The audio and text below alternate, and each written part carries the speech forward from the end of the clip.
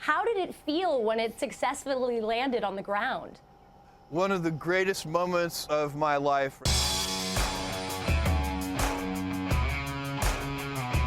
A lot of us do this work because as little kids we fell in love with space. We care about the mission. We really believe that humanity needs to continue exploring the solar system. You pulled off something unprecedented in space history, and you guys did this on your second try.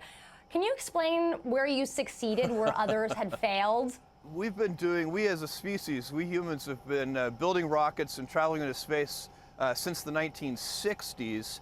But rocket technology hasn't changed very much. We're still building these big rockets, and then we use them one time and we throw them away. They're expendable. And that drives the cost up so much. It'd be like getting in your, going to the airport, getting in a 747, flying across the country, and then the airline throws the 747 away. You could imagine how expensive your tickets would be. And that's what we do with space travel. And so what you see behind me is the world's first fully reusable rocket. You've seen rockets lift off, but you've never seen one land before. This one has landing gear, it lands, and it's a big game changer when it comes to the economics and the cost of space travel. Now, reusability is kind of like the holy grail in spaceflight because, as you pointed out, it will dramatically reduce the cost of space exploration, some estimate by 100-fold. So what does this mean for the future of space exploration that you pulled this off? Well, what we've done is we've demonstrated that it's possible. We now know without any doubt that you can build a reusable rocket booster. And so, we're now entering in, this is the first of what will be many test flights.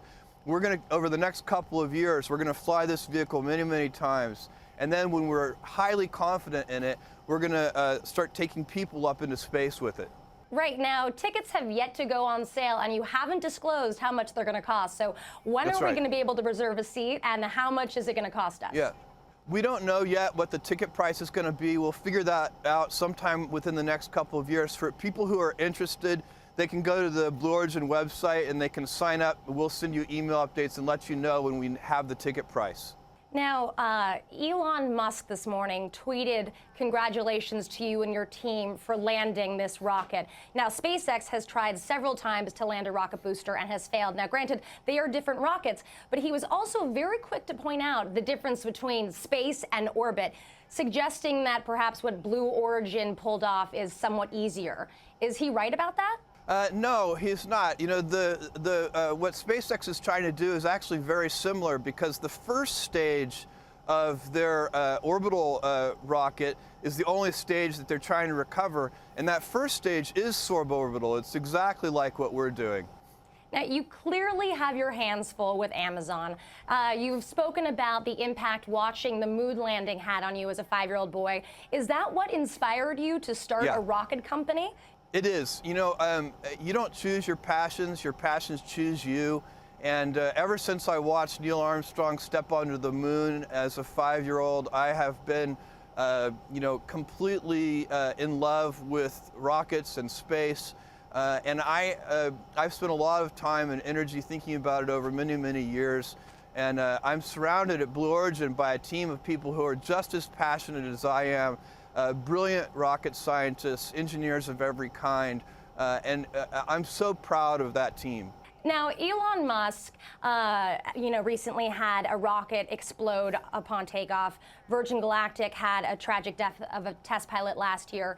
How confident are you in the safety of the private space industry?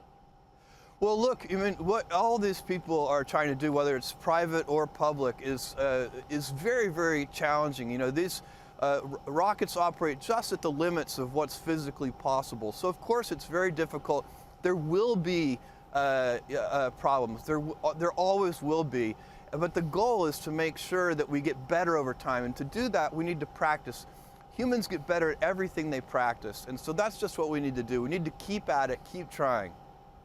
And now, what is your vision for the future of space exploration? What we want to see is millions of people living and working in space. So these, it's right now, I think the record of number of people in space simultaneously is something like 13. So we have a long way to go before we have millions of people living and working in space. The space is an adventure. It has limitless resources. That you know, we're finding that the Earth is a very finite place, and we humans need to go into space if we're going to continue to evolve our civilization.